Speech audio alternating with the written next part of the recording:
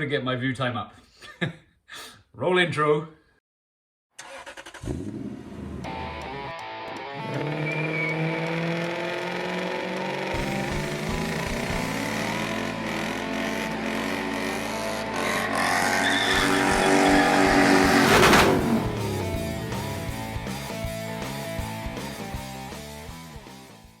So I know I said I'd put it all in one video, but I've come across some issues.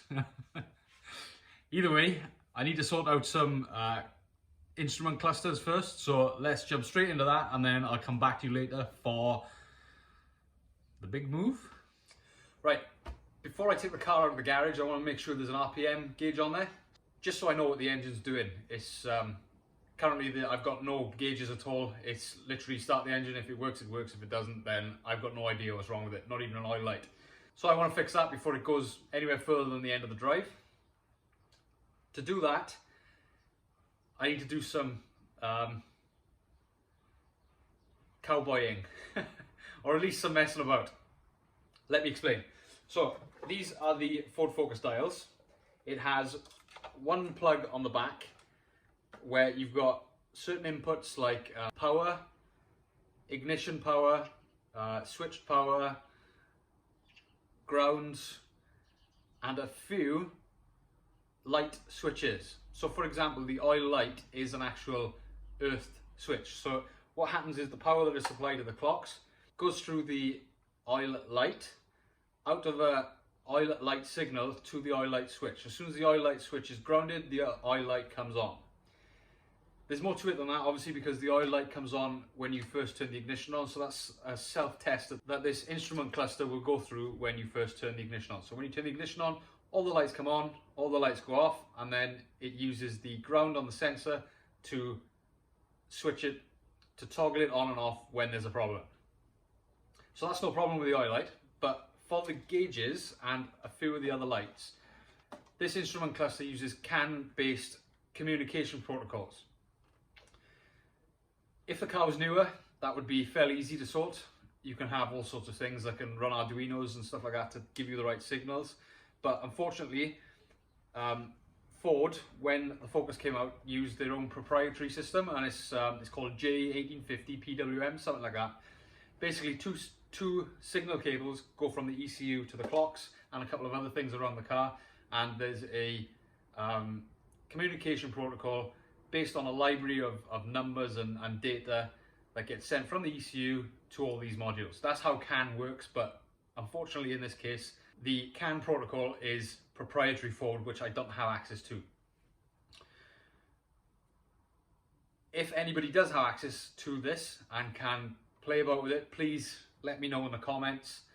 Come and chat to me. I'd be more than happy to run through things and try and get this working properly. So with that problem in mind, I come up with a fix. It's a bit janky, it's very cowboy, but if it works, I'll be equally amazed and pleased because it's so simple and so cheap. So these clocks are split into 4 different modules. You've got what I call the binnacle. Now the binnacle is just a plastic glass with a plastic bit on the back to go around the clocks, and it has filters at the top to shine the lights through. So I don't know if you can see them, but we've got engine light, traction control light, airbag, doors open, and indicator. Same on this side, and there's the oil light, there's the fuel light, etc. So that's the binnacle for the Ford Focus. Behind the binnacle, you've got a fascia, and the fascia just comes off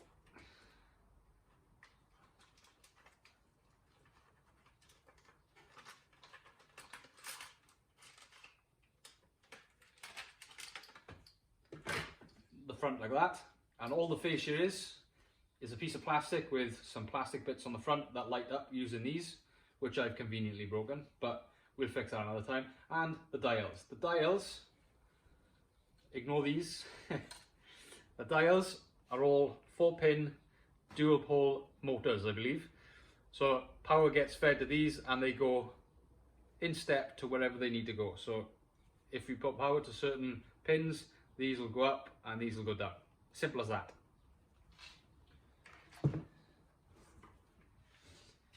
Behind the cover, we've got this plastic piece. This plastic piece is a generic Ford plastic piece. Ask me how I know, I'll show you later.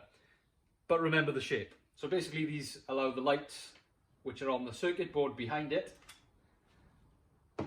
here to shine through these open holes, which then shines a light on the filters to get the light. That's fine. On the circuit board, we've got multiple brain boxes and computers, all doing different things.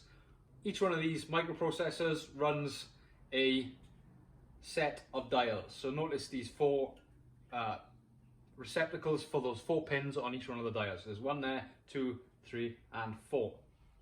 So basically power gets sent here, goes through the pins to the dials, and that's how we get the dials to work. Now, like I said, this circuit board only has the 1 plug on the back with the pins, 2 of which do a lot of the functions on this to run the dials and a couple of the lights. That's no use to me. So the solution is this.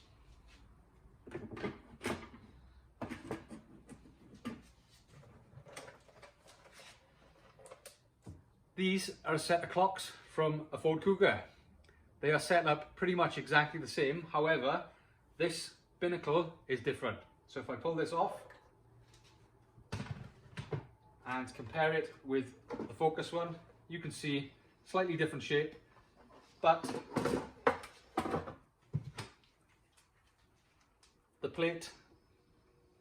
the backing is exactly the same size and shape as the one in the Ford Focus. The difference with the Cougar clocks, it has 2 plugs on the back. It has 2 plugs because it has more inputs. And the more inputs are there to drive the gauges and the lights manually instead of digitally. So you get an analog signal in through the pins, goes to the lights to turn the lights on, goes to the pins to move the pins. There are still computers on the circuit board, so we've got these computers. They run the screens and the dials as well, but they rely on manual inputs instead of the CAN related communication that is in the Ford Focus. So I thought I'd utilize the Ford Cougar clocks in the Ford Focus and see how it works.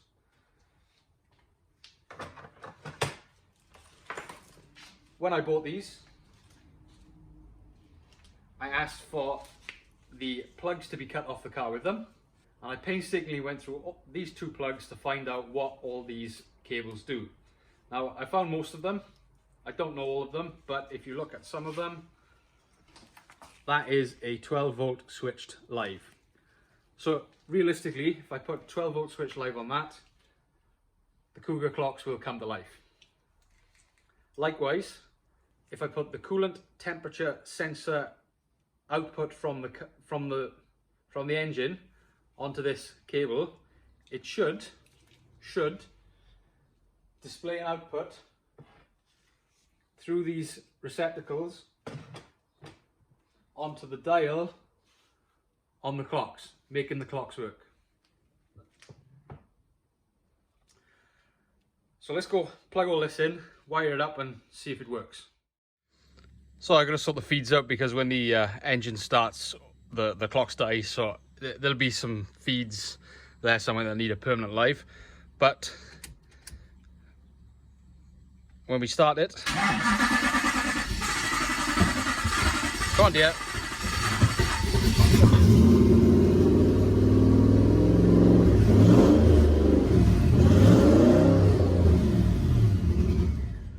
Oh, she died.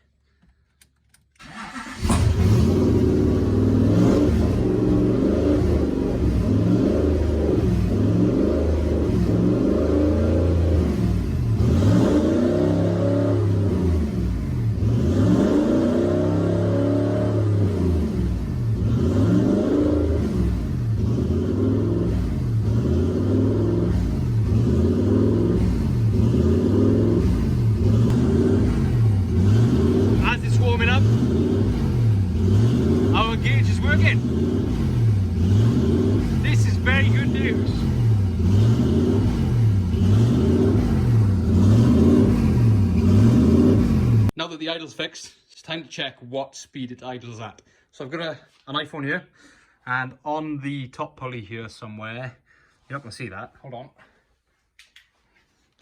On the top pulley, I've put that white bit of tape right there. So that white bit of tape is just a marker on the pulley for me. So when I start the car, hopefully it should go back down to idle. I know it will because I've already had it idling and it's warmed up, and it should idle roughly around 800. That's why that's set at 800. So I'll turn the strobe on the phone on, which will strobe at the right frequency.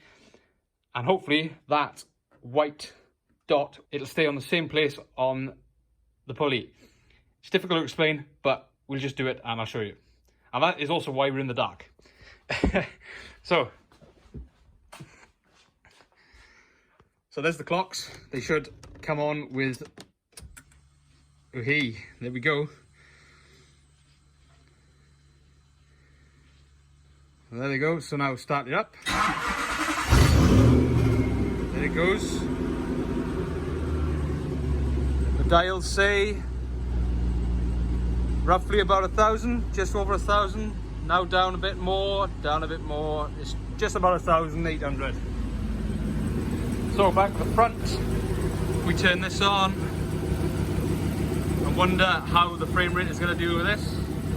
But we've got the white dot moving slowly around. That means if I slow it down a bit, it actually stops moving.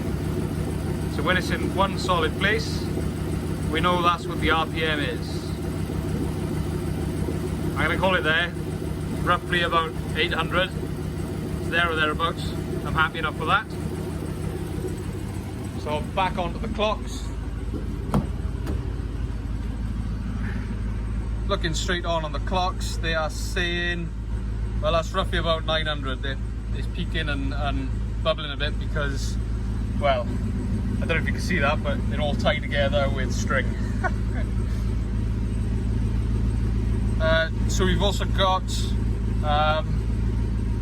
the temperature gauge working. We've got the tachometer gauge working. Speedo is going to be something else that I'm going to have to deal with, and the fuel gauge should be fairly easy because it's only an ohmic value that it needs to read. So that's all 4 gauges working on the Cougar clocks. Also, when I rev it, where's the pedal? There it is. We have movement.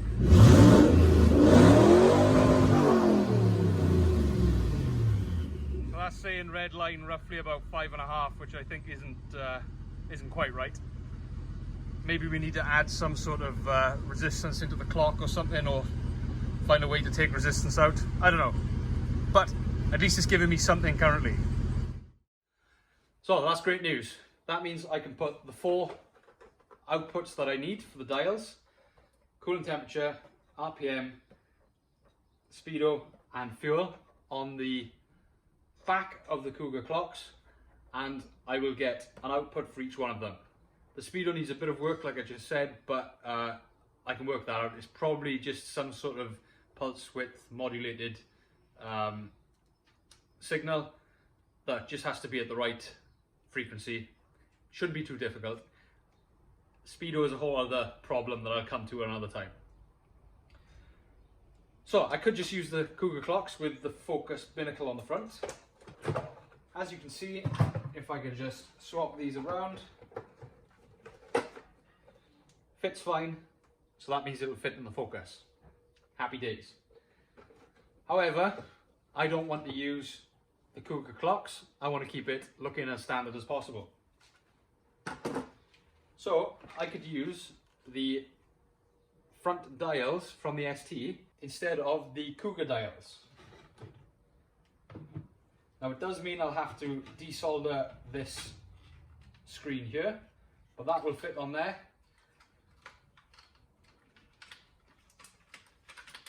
And it will run no problem. However, there is an issue. So the issue is, like I showed you earlier, we've got indicator, car doors, airbag, traction control and engine light on this side of the binnacle for the Ford Focus. So that means on the Ford Focus circuit board, that's what these corresponding lights do. However, on the Cougar clocks, they are different. So we've got indicator, low beam, fog light, airbag, engine light. So that means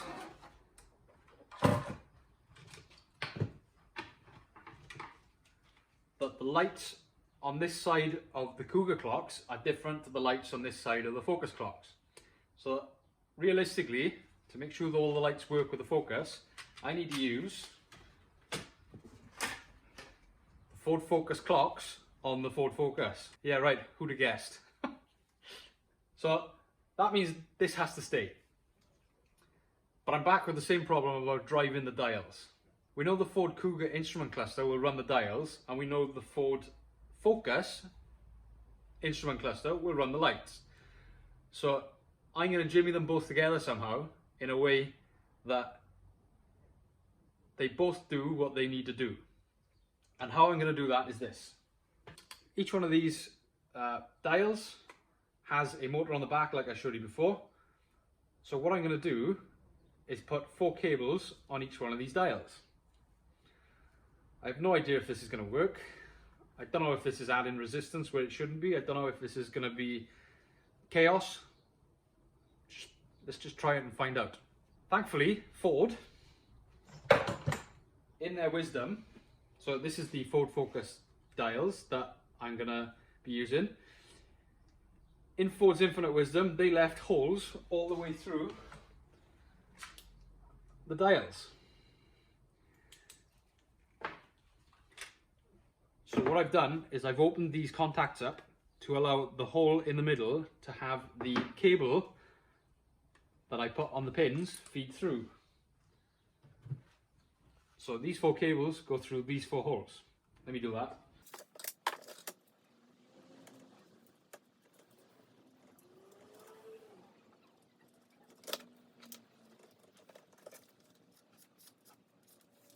So as you can see, instead of having the pins go through the holes to connect to the circuit board, now I've got the cables going straight through the circuit board.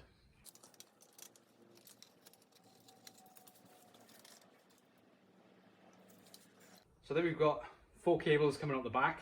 I'll do the same with these other 3, but you can see with these other 3, they've got the pins touching the contacts. So to recap, what we've got here is basically the Ford Focus instrument cluster with the dials being bypassed. Now the bypass dials are going to go to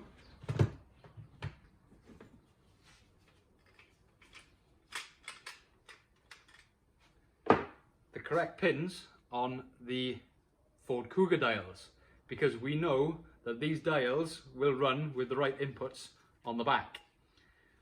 So in theory, if I connect the 4 cables to these 4 contacts in the correct order, put the feeds like we had before on the back of the Cougar clocks, put the car feeds that are already there on the back of the Ford Focus clocks, so it'll run the lights,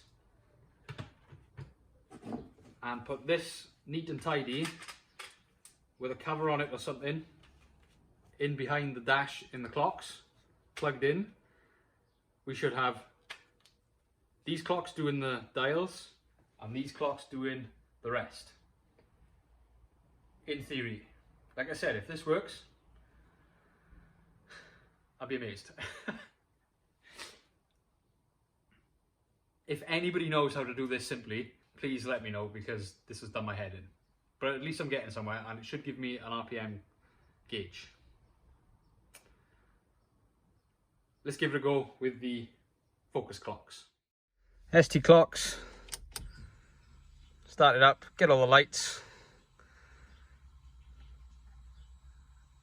And if I start it,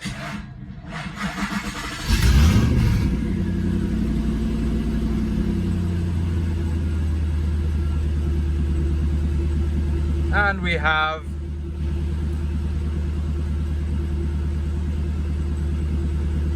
And we have a read it.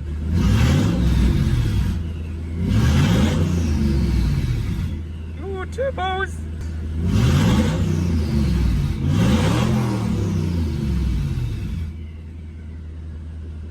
It's a little slow.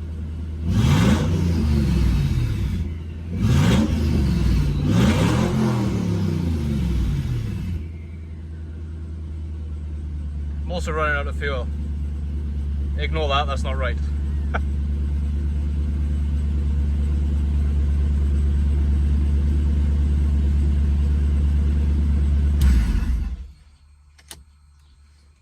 Well, I can't mess around much more. I've bled the brakes. I've sorted the steering, kind of. Battery's in the passenger footwell with me. I do need to check the gearbox and the diff oil, but I'm only going to run it out of the garage right now, so it'll be fine for now. Let's give it a go.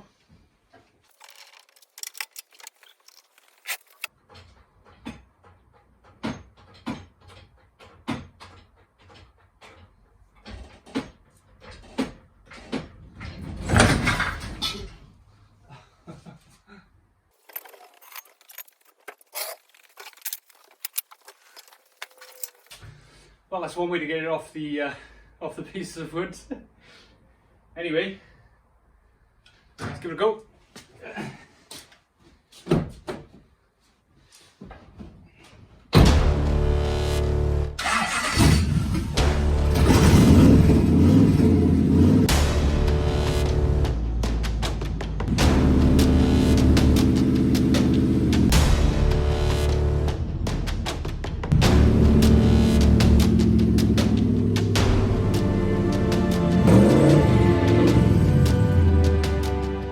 Works.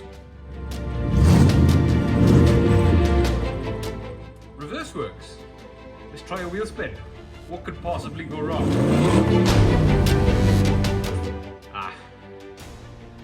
Could that be my really poor welding on the drive shaft?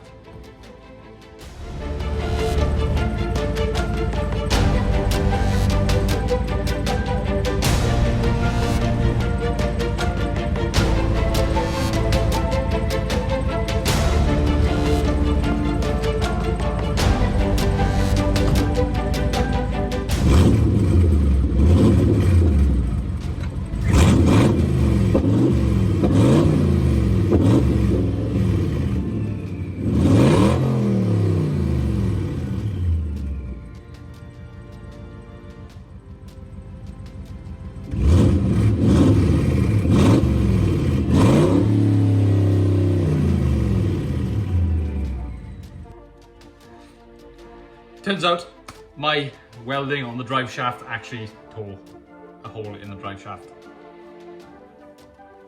Minor issues, I fixed it. So I give it another go.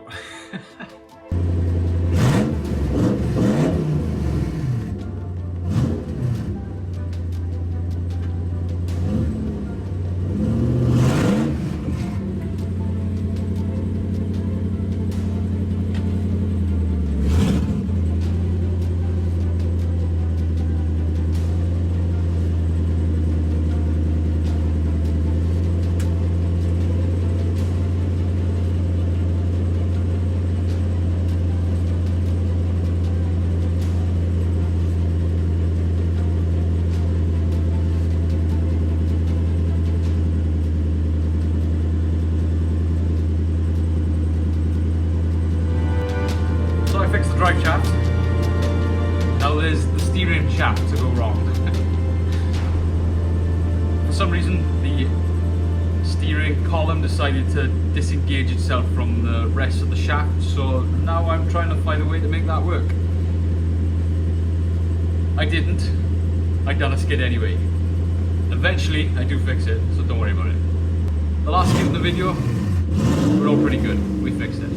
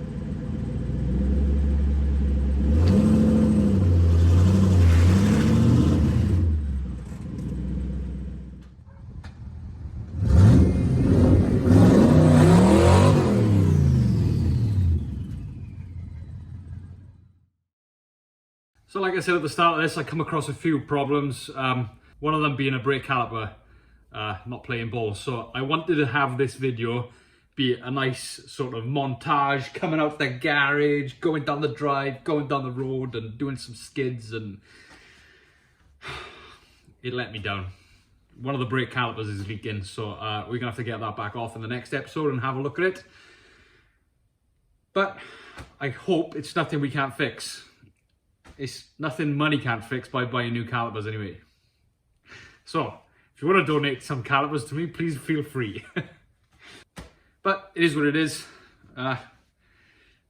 These things tend to happen with cars. Nothing ever goes right the way you want them to. There's always a problem. So I'm going to call it for this week. Hopefully next time we can do some more skids. At least I fixed one of the revealing issues this week. My poor welding. Once it goes up and down the road and that drive shaft is proved to be working, I'm gonna go and get it done properly. So hopefully that shouldn't be a problem ever again. Fingers crossed.